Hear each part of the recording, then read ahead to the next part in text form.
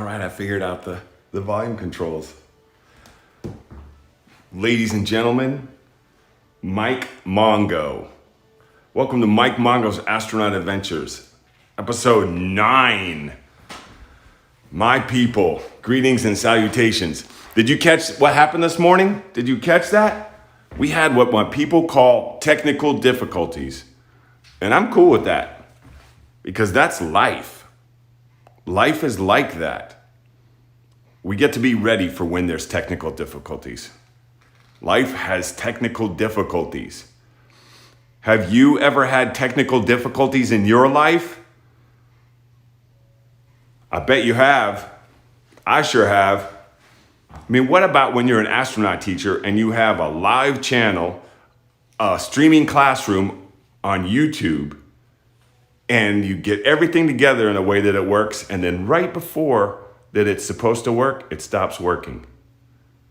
Have you ever had anything like that happen? Or maybe you're giving a report at school and something that you needed turns up missing? Wow, that's happened to me a lot, plenty of times. Now as a grown-up, I have to tell you that I make plans for such occasions, and I don't get stressed anymore, not really. I have 4 principles I live by. One is that everything always works out. The other is that truth makes us laugh.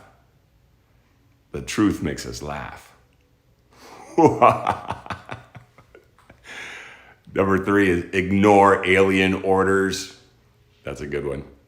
And number 4, it's not that serious. It's not that serious. This too shall pass. Whatever's going on, whatever situation. Now, this is a tough one sometimes because we take ourselves seriously. Oh my goodness, do we take ourselves seriously? Have you ever taken yourself too serious? You know, when you're like, but it's not working. But I gotta get there on time. But we're gonna be late. But it's the last chance. But there won't be any tickets left. I mean, there's so many, aren't there? Aren't there really? And then afterwards, we're either a little embarrassed or we laugh at ourselves, or we're like, I love that move right there. Like when you hit yourself in your head, what was I thinking? Life is full of these sort of challenges. And last time I was talking about how we get to shift. We have the opportunity to shift when we find ourselves in these situations. Shifting is a major skill. And the reason I bring it up is because we have a very special guest today for Mike Mongo's Astronaut Adventures. I am very pleased to let you know that Loretta Whitesides, future astronaut and author of The New Right Stuff, who I talked about in the last episode, is on today's show. She's our special guest. She's our second special guest. Our first one was Cyan Proctor, and our second one is Loretta Whitesides.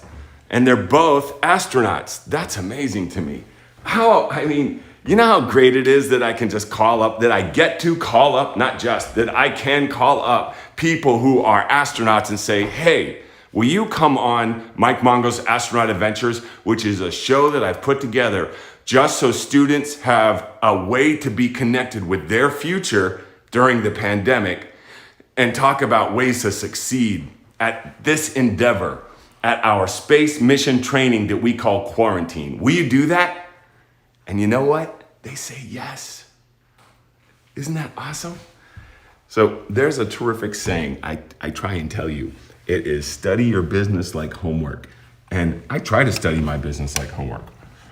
And what that means is that I study to make this show better every single time. When I'm not on the air, like right now, what I do is I study. I really do. I study stuff like Wi-Fi. I study stuff like streaming. I study stuff like editing. I study stuff like ways to better succeed as a communicator. I study stuff like primary and secondary school education.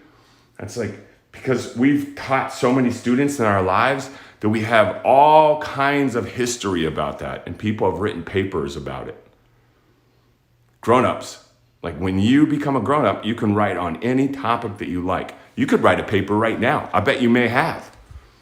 I know My son's sister, Iana, wrote a paper this week on pandas, and she's about to be 6. So her first paper, she's 5 years old, and she wrote her first paper. I write papers. I love writing papers. Writing is a major skill. And I get to study all of these different things that people have written on, like education and how to better communicate as an educator, because I'm an astronaut teacher and you're a student. And that's our relationship right now.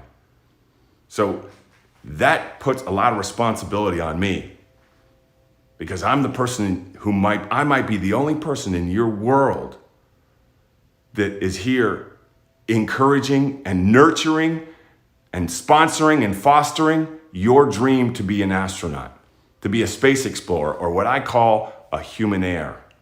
The next generation of space explorers, people who actually live, work, and play in space.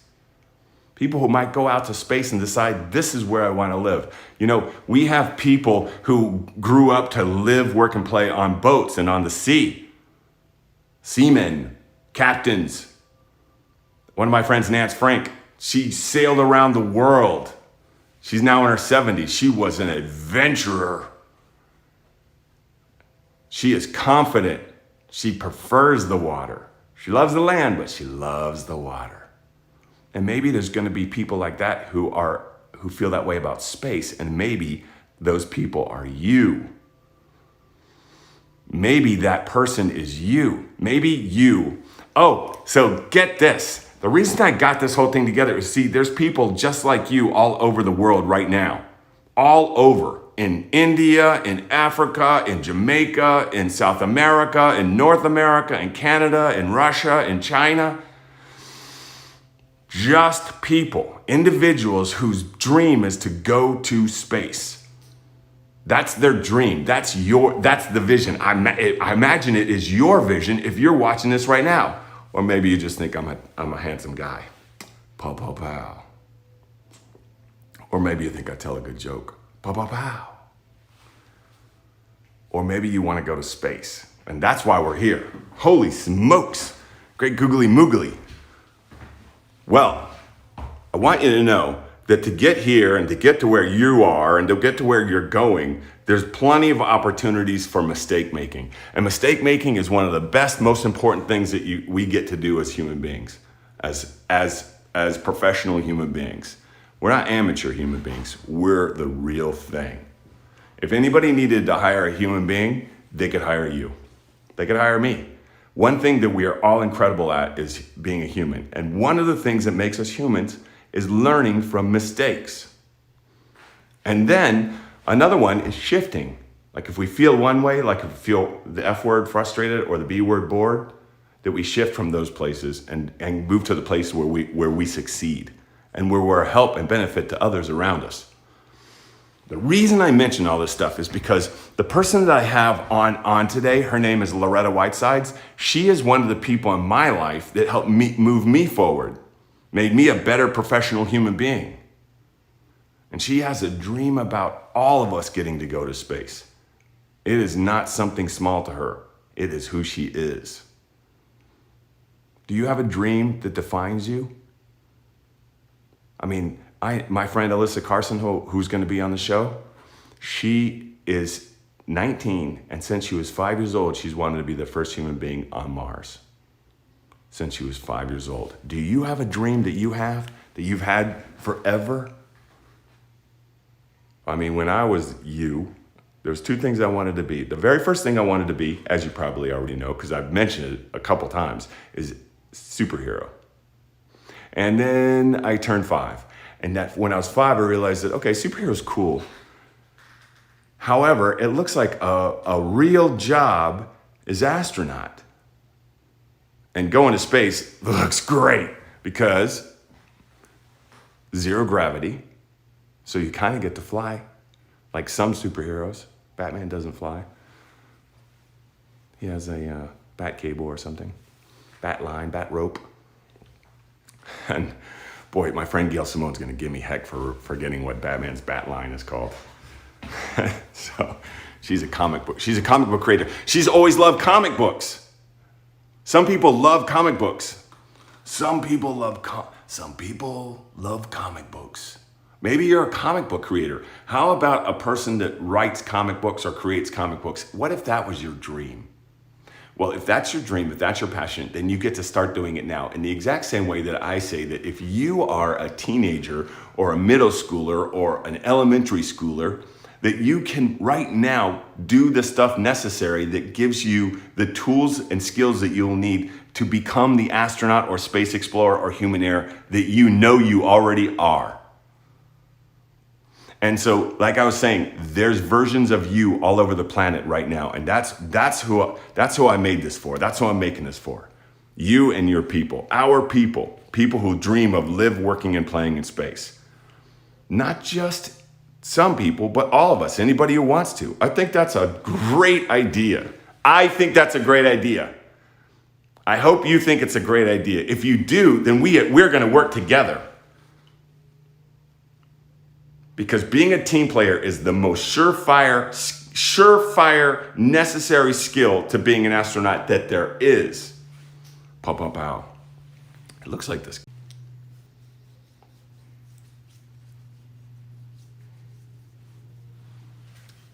Yeah, we just had a glitch. And see, I kept my cool. A lot of people would lose their cool. Loretta Whitesides, future astronaut and author of the New Right Stuff, I think that one of the things that she calls the New Right Stuff is the ability to shift. It's the ability to own the fact that we are not perfect, and that's kind of what makes us perfect, which is kind of like a big idea. So I'll tell you what, I'm gonna play that interview right now because she is amazing. And I need you to be inspired this morning. You get to be inspired this morning because you are smart enough to be here right now. Or maybe you're watching the show later and you're smart enough to be inspired later. Whenever and wherever you are, this is for you. So let's bring up Loretta Whitesides. Hey, Doug Thompson, I see him on there. Like my buddy Doug Thompson. Hey, everybody, I looked at the comments.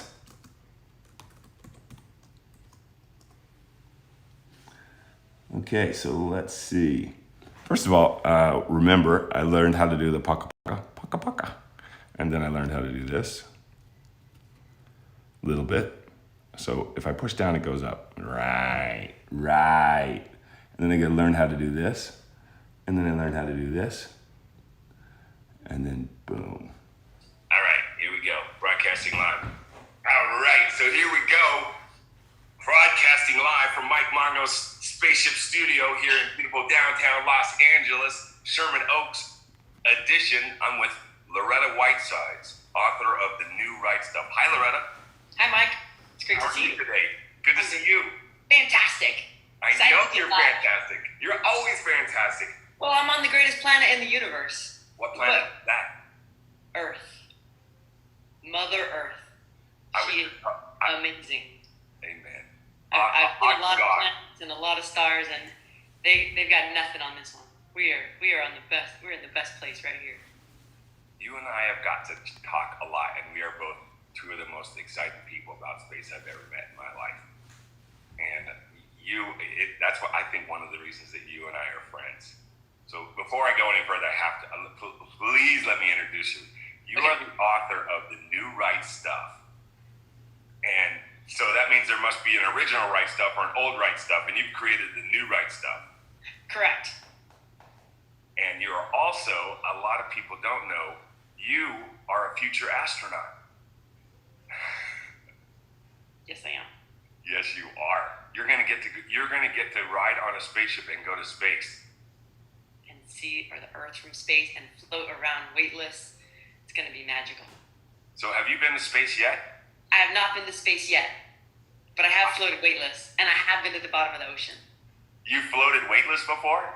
I've done 80 different trips to float around. I've got about 4 hours of weightless time in 30-second chunks. You have floated weightless more than 80 times? Absolutely! It's amazing! It's better than a trampoline. It's like a trampoline and a pool combined times 1,000. Really? Better. Because that's a great explanation. I never thought of it like that. It's like a trampoline and a pool combined, even better. I never thought of it before either. I just made that one up right now. That's perfect. I'm drawn forth by all of you watchers to think even smarter. That's the power you have in the way you listen to me. I'm going to tell people that probably for the rest of my life. That is definitely the new right stuff. Perfect. So how did you get to fly 80 times? Excuse me, how did you get to be in zero gravity 80 times, or microgravity, or low gravity? Freefall is another way to call it. Freefall. That's the most accurate way, because we're always in gravity. If you think about the moon's is held to the Earth by gravity. The Earth is held to the sun by gravity. There's plenty of gravity out there. There's no shortage of gravity. There's not less gravity in space. There's just as much gravity. The difference is you're in free fall in that gravity well. So if you're in the space station orbiting the Earth, you're in free fall around the Earth. So just like on the trampoline, you're in free fall when you're coming down. Actually, you're in free fall when you're going up too. You just have a little more momentum going up. But yeah, in the airplane, when we dive from 35,000 feet to 25,000 feet. It's like a big roller coaster in the sky. And when we're on our way up, just like on the trampoline, on our way up and on our way down, we're in free fall, and you're falling. As soon as your foot leaves the trampoline, you're in free fall then you reach the top of your jump. It's called the apex or the apogee, and then you start coming back down. And as soon as your foot hits the trampoline again, then you're back in gravity. I mean, you're in gravity the whole time, but you're back. You feel your weight again. You feel the weight. So in the plane, it's the same. As soon as your foot leaves the or in the rocket ship, in the spaceship on a suborbital flight, with Virgin Galactic, as soon as the rocket motor kicks off, boom, you'll feel like you're floating. You will be floating. We'll be floating for a few minutes. It'll be nice because I've only ever floated for up to 30 seconds at a time, and in my space flight, I'll get to float free for at least 3.5, 4 minutes. And if you think that's not a very long time, you should try holding your breath for 3.5 minutes. So as soon as the rocket motor kicks off, I'm floating. And I'm looking out the window, and I can unbuckle out of my seatbelt, and I can float around the cabin, and I can stare out at Earth, and I can look up at the stars, because we've got windows not just on the side of our ship, but we've got windows on the top of our ship. Which ship? Spaceship 2, Virgin Galactic's Spaceship 2. His name is Unity. Okay, so Virgin Galactic is one of the spaceship companies that I tell students about, because people think of the only spaceship company as NASA. Oh, there's a lot of them now. We got NASA's has flown people into space. SpaceX is getting ready to fly people into space this month. What? Crew Dragon! So exciting. Virgin Galactic has Spaceship 2, and Blue Origin has New Shepard, and hopefully New Glenn after that. Right. All designed to fly people. So the spaceship, you haven't flown on Unity yet. I know that because it's only had one big flight to space so far. It's had a bunch of test flights. Correct. Yeah, Unity's done 2 space flights now, and those are just test flights with our test crews, and we're working to get into commercial operations where we'll be able to fly all of our customers. So what was the space flight? What was the airplane flight? What did you fly on to do free fall? Right. So that's how astronauts train for space. We use airplanes, flying just like airplanes you might have been on, like Southwest or United. Same kind of airplane. It's a 727, except we fly up to 35,000 feet and then dive over to 25,000 feet, which we don't usually do in a commercial airliner. And it's on this airplane that we train for the experience of weightlessness that you can have in space. So and why did you fly? Zero Gravity Corporation. Okay, it was a company. Why did you fly so many different times? Because I worked for the company. I was the crew. I was the safety crew. I was a flight director on board, so I would do the safety briefings, and I was trained to evacuate the plane in the event of an emergency, and I take care of all of our passengers to make sure that they're safe and comfortable during our flight. So that's one of the jobs that a person could do to train to be an astronaut. Exactly. So there's a lot of different kinds of jobs like that people don't know about. Yep. And do you think that job was an advantage for you to be a future astronaut? Oh my goodness, absolutely. I've got more experience in weightlessness than probably any other person scheduled to fly with us in Virgin Galactic. Wow. When do you think that you're going to go to space? I'm hoping I get to fly next year, 2021. That would be awesome. So is that why you wrote the New Right stuff? I wrote the New Right stuff because I love science fiction and I love Star Wars. And a lot of my friends, they studied engineering to learn how to build the spaceships that they see in Star Trek. And I was really excited about the culture that I saw in Star Trek and Star Wars.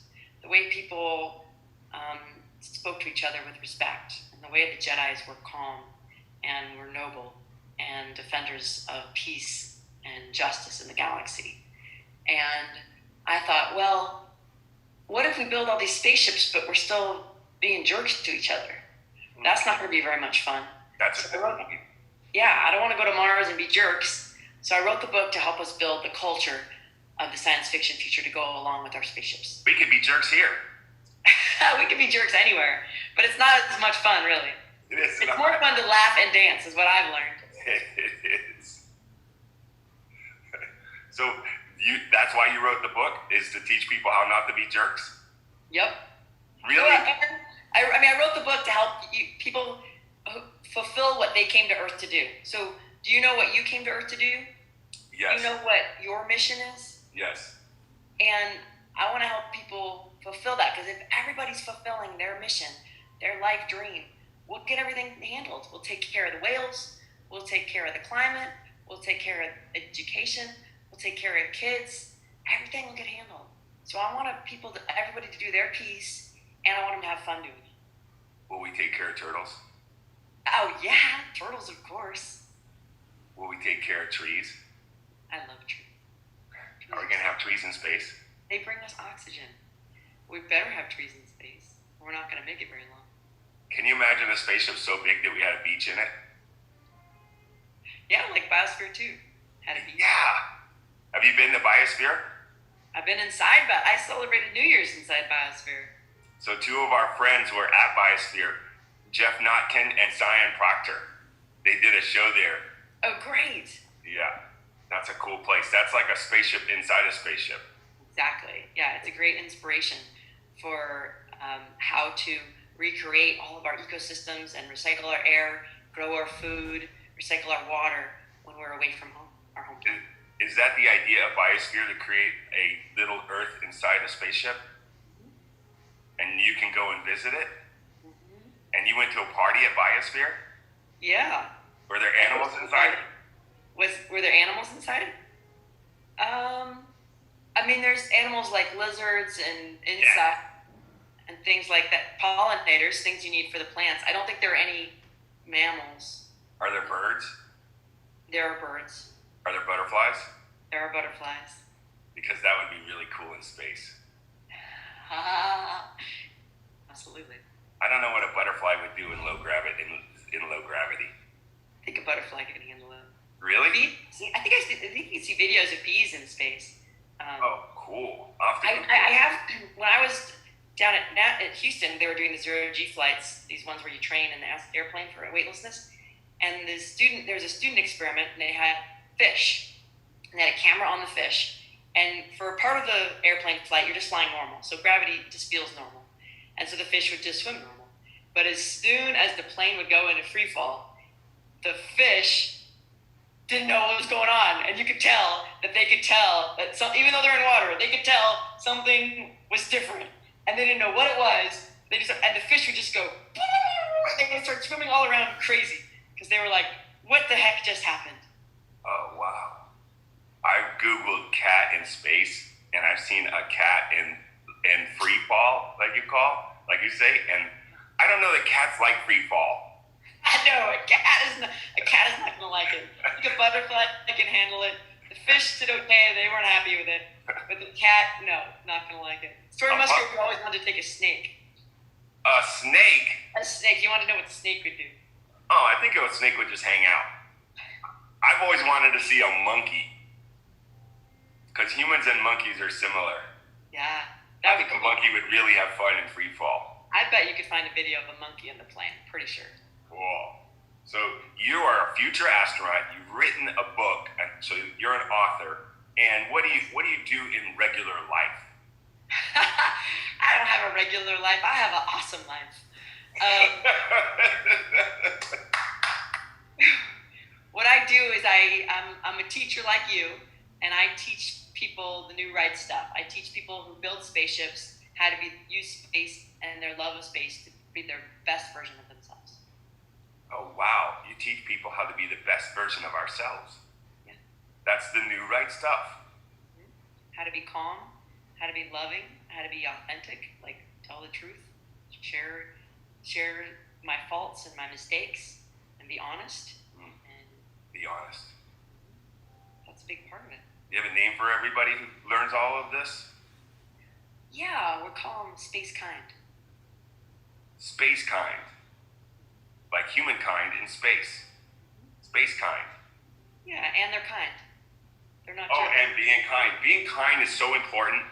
You know, I mentioned Cyan Proctor a minute ago, and the reason that she got picked in the top 16 of 5,000 people that she applied with when she went to be an astronaut at NASA, the reason she even applied in the first place is because when she was in college, one of the people that she was a student with remembered her for being kind.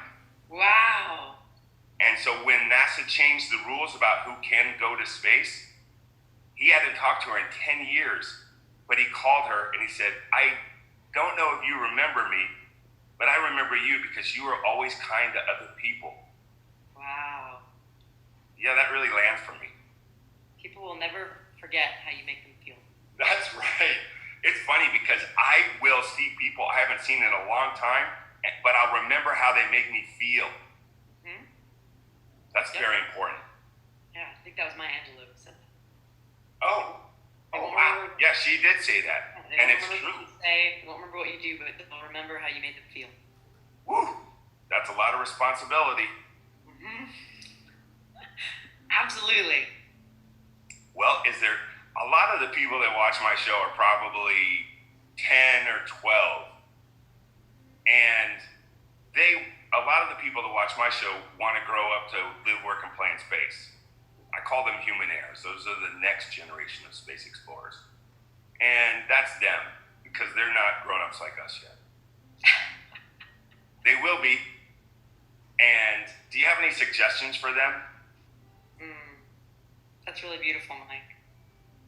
Yeah, I live with a 10-year-old, so... You live with a 10-year-old? Yeah, and an 8-year-old. Wow. Yeah, so that's how I have this Lego spaceship, because my son built it. Okay. Yeah. That's the Saturn V. I didn't build that Saturn V. My advice for 10-year-olds is to think about other people. Take care of yourself. Make sure you're brushing your teeth and you're eating well and you're sleeping well and you're getting exercise. And then, it's like on the airplane, they say put on your own oxygen mask first, if you've been on an airplane. And then once you've taken care of what you need, make sure you're thinking about other people. Think about, what does your sister need? What does your friend need? What does your neighbor need? What does your mom need? Can you unload the dishwasher? Can you sweep the floor? Can you feed the dog? What can you do to help out and make life work better? Not just for you, but for everyone, because we're all crew of Spaceship Earth. And right now you're training for your life in space, but we're already in space. We're already on a spaceship. And we got to train for outer space by training to be the best crew we can of this spaceship Earth. Thank you very much. So it sounds like spacekind are great team players. Yeah, absolutely. Well, thanks for being on Mike Mongo's Astronaut Adventures with me, Mike Mongo. My pleasure. It's always so much fun to hang out with Mike Mongo. And I hope you'll come back. Absolutely. Super fun. Because it sounds like you have really good adventures. We didn't even get to talk about Yuri's night. No, or going to the bottom of the ocean. Oh yeah, you've been to the bottom of the ocean, so we have lots more to talk about. Or going to the Arctic Circle. You've been to the Arctic Circle? Yeah, twice. So here's a question.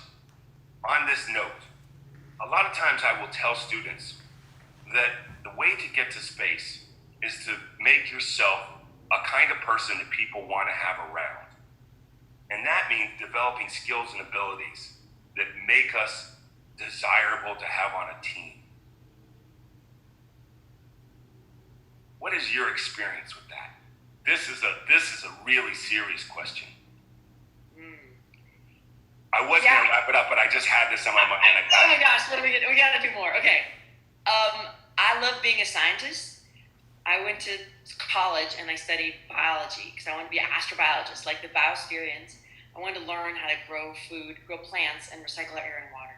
So I learned the language of science. I learned about gravity. I learned about physics. I learned about chemistry. I learned how to talk about measurements and scientific units and how to do hypotheses and research. And because of that, when I work in the space community, I speak their language. I understand what they're talking about when they're talking about force or tests or analysis because I've done it. Science anymore. That training and that background makes me more valuable to the team because I understand what they're dealing with and I can help them and I can speak their language. So it's important to learn to get yourself as smart as you can, read as much as you can, learn as much as you can about science, about engineering, even if you're not going to do it, even if you're going to be in politics or you're going to be in business. Understanding those things is the basis of our society and the basis of exploration. And you need to understand them in a really deep level to be able to do more. You sound a lot like me. I had a mom that really encouraged this stuff in me. Did you have somebody like that in your life? Yeah, my grandfather. I called him Abuelito. Abuelito? I call my grandfather Abuelito. Really? No. Well, my granddaddy is my one granddaddy, and I have another grandfather, and he's not really my grandfather, but he's always treated me like I'm his grandson, and I call him Abuelito. Perfect. Yes, Abuelito. And he has the same birthday that I do. So I was born on his birthday. So we were like this. Wow. And he loved flying. He always wanted to be a pilot. That was his passion, his love was exploration in the sky. He was from a different era. And I inherited that gene from him, the exploration gene. And we shared that. And his mascot was the Snoopy, the World War I flying age Snoopy, because he loved flying. And my mascot was Astronaut Snoopy, which is why I have an Astronaut Snoopy on my desk. I've got Snoopy astronaut socks. What? That's awesome! And because I'm of another generation, and for me, the exploration gene is manifested as the desire to go into space. And so Abuelito always encouraged me. He was a doctor, and so he'd gone to a lot of school. He was very smart, and he was very loving and very warm, and he always encouraged me and supported me to do whatever I wanted or needed to be the best I could be. Gosh, that is beautiful. Thank you for sharing. Again, thanks for being on Mike Mongo's Astronaut Adventures. Loretta Whitesides, keep up the good work. Thanks for being an inspiration to us all. Thank you, Mike. You too. It's amazing. Let's play. You got the right stuff. Thank you. You do too. Bye. All right. And that, my friends, is Loretta Whitesides. I mean, was I right? Is she amazing? I like questions that answer themselves. Was I right? I was right. Is she amazing? She is amazing. I am who I am because of her.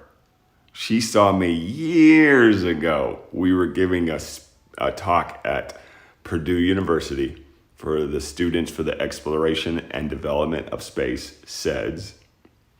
And Purdue is the engineering school that Neil Armstrong graduated from, who was the first person to walk on the moon. And we had, and Sion Proctor was there. Me, Loretta, and Sion had dinner together. And I had an experience in my life that I had held on to, and I wasn't ready to let go, or so I thought. And so when I was telling Loretta about this over dinner, Loretta said to me, "Are you ready to let go? Are you ready to move forward?" And I was stuck. It made me stop. You may never have had an experience like this before, where I have this thing. A bud becomes a flower when the pain of remaining the same becomes greater than the fear of change. I didn't want to change, but it was so uncomfortable staying the same. It wasn't and it was time for me to blossom like a flower or grow like a butterfly, because a butterfly turns from a caterpillar into a butterfly. And Loretta saw that, and she challenged me, which is what we need in our lives. People who challenge us, people who don't just accept, oh, that's how it is, you're okay with that? Fine, I'm okay with that. Loretta wanted to know if I'm okay with that. Are you okay with being unhappy about this thing that happened to you 10, 15, 20 years ago? And I stopped and I breathed. And I said, I'm not okay. And I want to change. I want to let it go. I want to move forward. And Loretta said, awesome, awesome. She said, awesome. She says awesome in a really good way. So she said, awesome. That's what she said. And then she helped me move forward. She led me to training, which allowed me to become more effective. And that kind of trainings that we do when we are out to achieve certain goals. Oh, it's Q&A time. I call those trainings that transform us, intentional evolution. Like, we all know people evolve, but when we want to evolve, did you know that we can evolve? So if there's a person that you want to be, kids evolve all the time, students evolve all the time. When you decide who you want to be and then you go for it and you do what it takes to get there, you're experiencing evolution. Grown-ups do it too. That's the good news. It doesn't stop. People say, if I'm not learning, I'm dying. And that's an interesting saying, because learning is the most exciting thing in the whole world. I mean, I'm thinking about anything other than learning. What would be better than learning? Learning is experience. When I go on a whitewater rapids rubber raft and it's all bumpy and I'm about to fall out and it's scary and exciting and I use my muscles, that's experience. That's learning. There's emotions I get to work around. My own fear, my own nervousness. And you know, here's the funny thing: nervousness and excitement are like the same thing. It's just looking at it a different way. If I'm feeling nervous, it's the same thing as excited. I'm just feeling good about it. Nervousness is excitement that I feel bad about. Excitement is nervousness that I feel good about. Got it? Look at the opportunities that I just showcased for you. For you. That's this whole goal right here. All of us, there's a person just like you watching this show right now somewhere else. That's your team. You didn't know you were there for each other, but I'm here to let you know. My name is Mike Mongo. I'm an astronaut teacher, and you are the next generation of space explorer. And there are people just like you out there right now listening to the same talk, and they are your allies. That's your team. Those are your friends, and they're doing the same thing you are. They're working hard to achieve the goal that they want, and that's to get to space. Not just for selfishness, not just for fun. It's going to be fun. We're going to get stuff from it, but because when we go to space, we can, by figuring out space, we figure out how to make the Earth the best place it can be. I'll talk more about that later. It is Q&A time. Woo! Thank you, Loretta Whitesides, for being on Astronaut Adventures today. Oh, you know what? My friend Paul Menta says, Mike, you got to remind people how Astronaut Adventures is paid for. This is really important. You know how I like to write. I'm going to do a little writing. So how it gets paid for is really simple. Here, let's see if we can get over here. There we go. Simple. Buy Mike a coffee. Now, if you're a student, obviously you're not buying Mike a coffee, right? But there's grown-ups in your life, people who believe in you. And if they see somebody supporting your dream, they're going to support that too. And the easiest way to do that is go to MikeMongo.com and click on Buy Mike a Coffee. Buy Mike a coffee. Boom. I love coffee. We all know this. I'm a grown-up. I'm a grown-up who loves coffee. And how we support this, it's a little thing. It's a little thing. It is. And it matters. And it's cool. So I appreciate it if you do it. Thank you, my people. My friend Paul Minto says, Mike, you got to remind people. Otherwise, this thing just doesn't fly. Like I'm doing this part. And so then he says, you got to give permission to people to let them do their part. And I think that's cool. He's smart. He is one of the inventors of kite surfing. I really like him. He's a great friend. Okay, so check this out. It's Q&A. Woo! We got to get there. Hey, did I show you guys the stuff that I found? This is really cool. These are Doctor Who Monopoly dollars. So they were blowing around on the street the other day. And look, I got a Gallifrey card. It feels like a ticket. So if I ever need to get to Gallifrey, pow, pow, pow. How about that? Nah. I got a ticket to Gallifrey.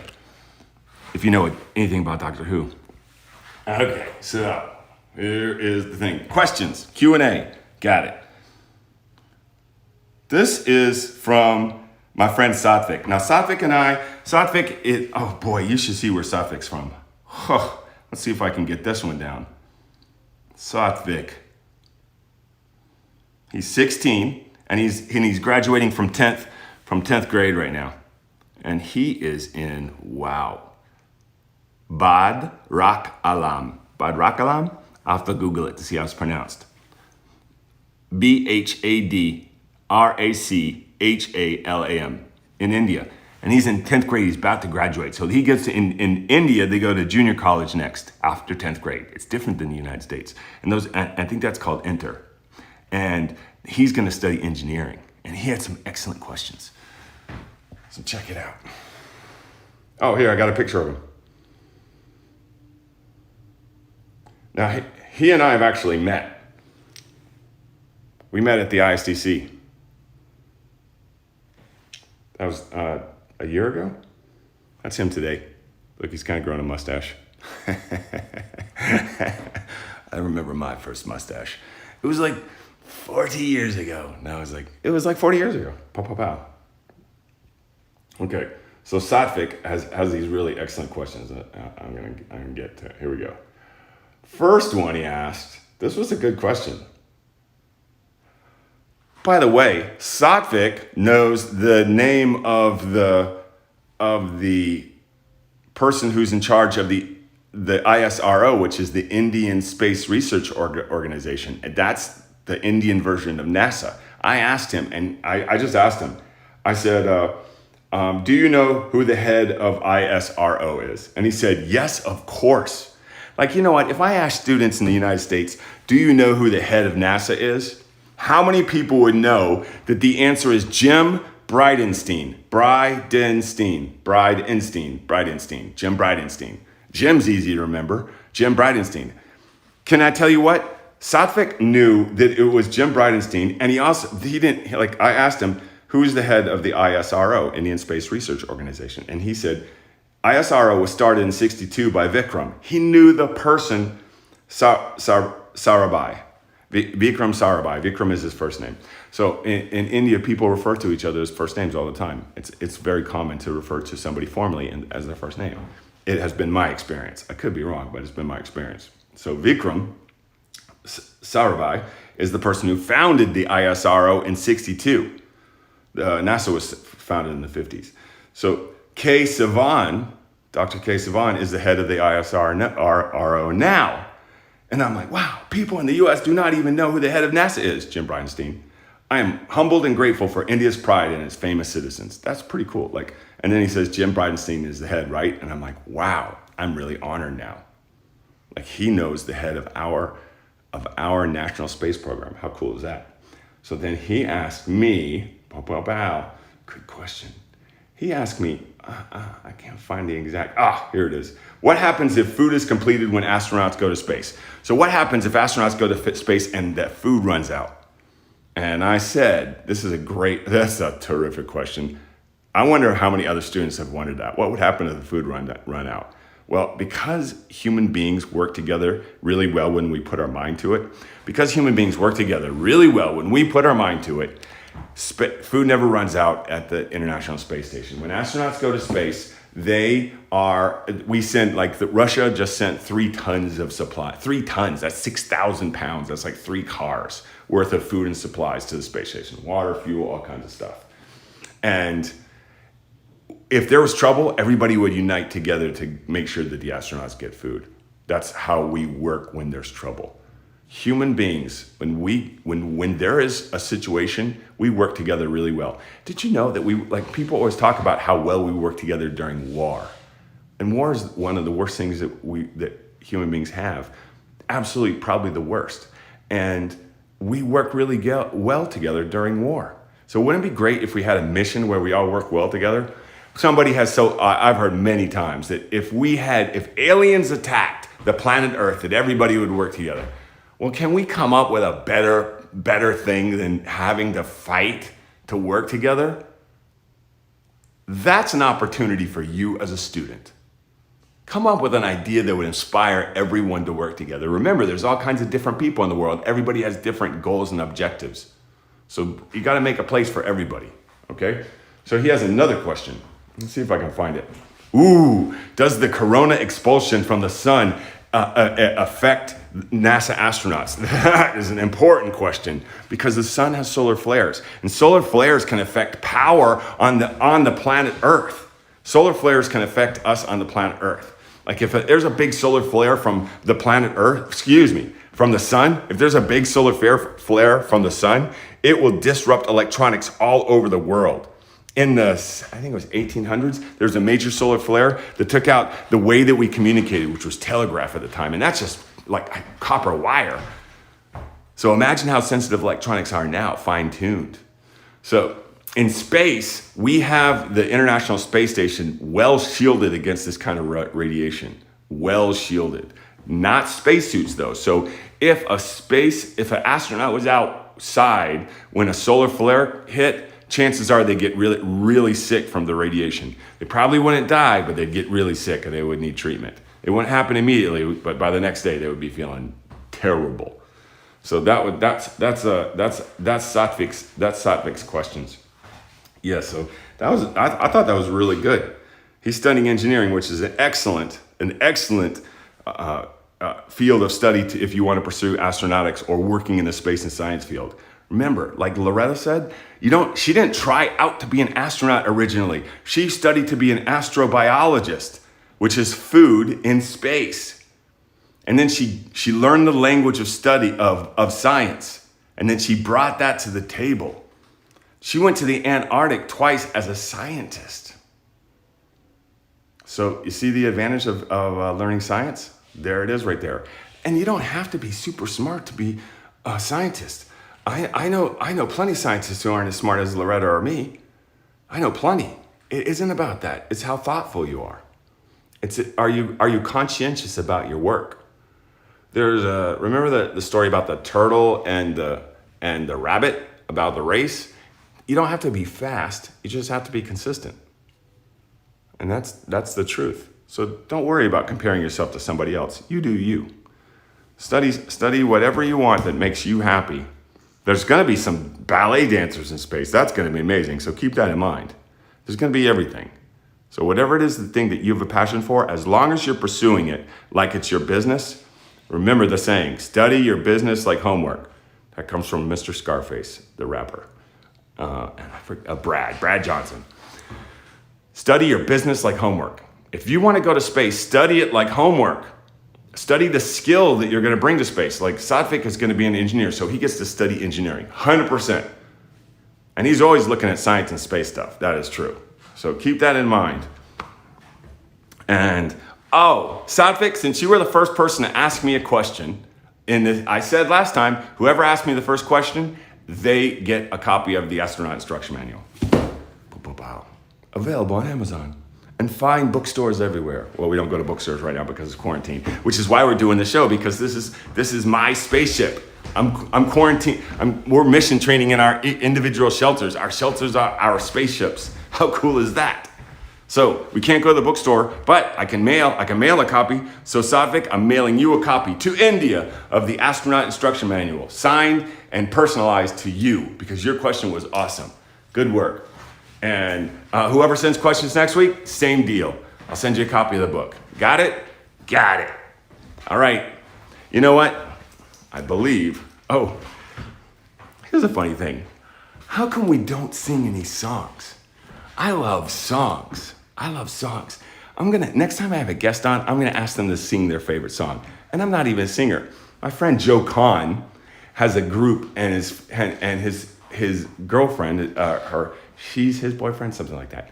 They're together, and they have a group called Flow State. And in Flow State, it's a hip hop group, and he's got a song that goes, my body is a temple and my mind is a shrine. I'm aligned. Every chakra in my spine is aligned.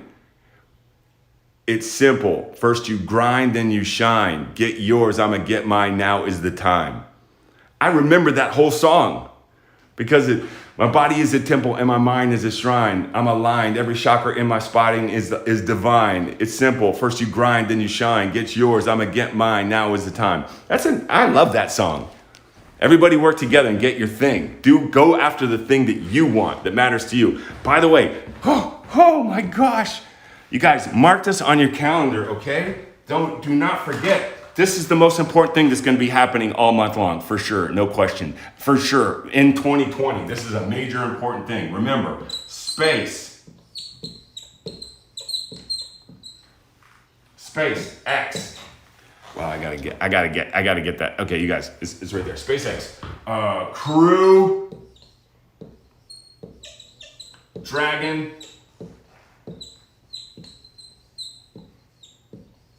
launch. A little squish that word. May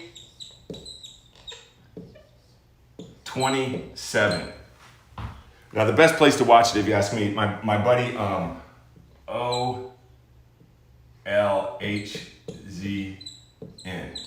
OLHZN, Overlook Horizon.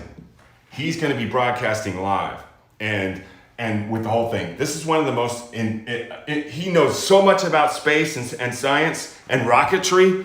That's going to be a great show. So I'm going to be watching, when I'm watching SpaceX, the Crew Dragon launch on May 27th, I'm going to be watching on Overlook Horizon. So you can Google it and find out where that is and book it, okay? What? We're going to have so much fun. So, all right, that's our show. I'm supposed to be playing music right now. Oh yeah, the music plays, it's magic. It's called editing. So that's it. I appreciate everybody's time today. Thank you once again to our very special guest, Loretta Whiteside. We've had 2 special guests and both of them have been astronauts. How about that? Wow. And neither of them trained to be astronauts. Got it? Keep that in mind. I'll talk to y'all soon. Send me questions. Buy me a coffee, MikeMongo.com. I love you. I love you. I love you. We have never met, and I believe in you. How about that? And when you grow up, you get to be me, and you get to support the people just like you. And right now, it's my turn to support you. You keep up the good work. I believe in you. 100%. You're awesome. Pow, pow, pow.